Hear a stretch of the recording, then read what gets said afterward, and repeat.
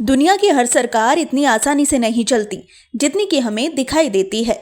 दुनिया के हर देश को केवल उनकी सरकारें नहीं चलाती, बल्कि कई मामलों में इन्हें नियंत्रित करते हैं कुछ शक्तिशाली माफिया गैंग्स।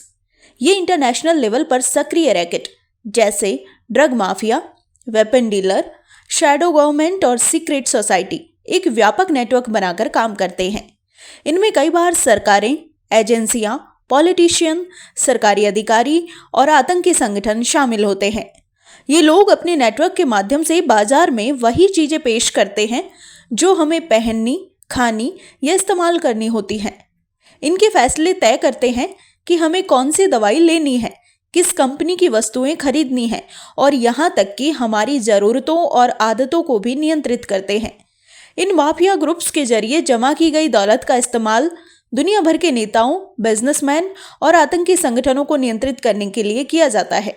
दरअसल माफिया 3 प्रकार के होते हैं जो इस दुनिया में तबाही मचाने का काम करते हैं।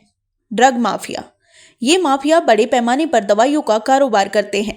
इसमें लोगों की बड़ी बड़ी फार्मास्यूटिकल कंपनी होती हैं और उसी कंपनी की दवाई बाजार में ज़्यादा बिके, उसके लिए ऐसी योजनाएं बनाई जाती हैं जो दिखती नॉर्मल है लेकिन उसका इम्पैक्ट अबनॉर्मल होता है। इनके लिए जीवन से खेलना और दुनिया में वायरस फैलाना, बड़ी बीमारियों का निर्माण या दवाइयों में घपला करना आम बात है।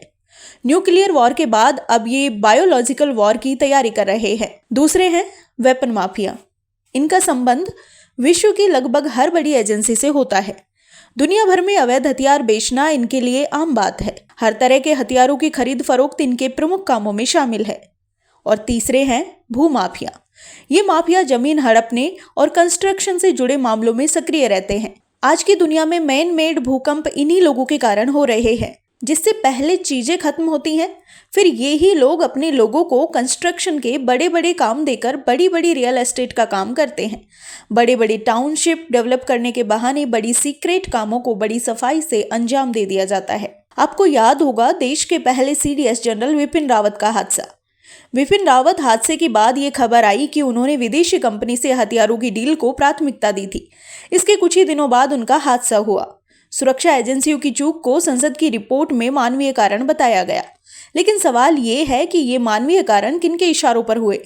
ये साफ है कि दुनिया वैसी नहीं चल रही जैसी हमें दिखाई देती है। जो तस्वीर हमें खुली आंखों से दिखती है वो महज एक छलावा है। हकीकत इससे कहीं अलग और हमारी सोच से परे है। दुनिया में 2 तरह की लड़ाइयाँ होती हैं, एक धर्म और सच्चाई के लिए, दूसरी बुराई और अधर्म के खिलाफ। बुरी ताकतों से लड़ाई में हमेशा समय और शक्ति लगती है। दुनिया के टॉप माफिया एक मंच पर आकर अपने काले कारनामों को अंजाम देते हैं। ये लोग मनुष्यों की जान का सौदा करते हैं और मासूमों की जान लेकर अपना कारोबार चलाते हैं। मालूम हो FBI, इंटरपोल और दुनिया की तमाम एजेंसियां इनके पीछे पड़ी रहती हैं, लेकिन ये अपने संगठित नेटवर्क के चलते बेखौफ रहते हैं। रेड अलर्ट के बावजूद ये लोग दहशत फैलाकर पैसे कमाते हैं। ये माफिया इंसानियत के दुश्मन हैं।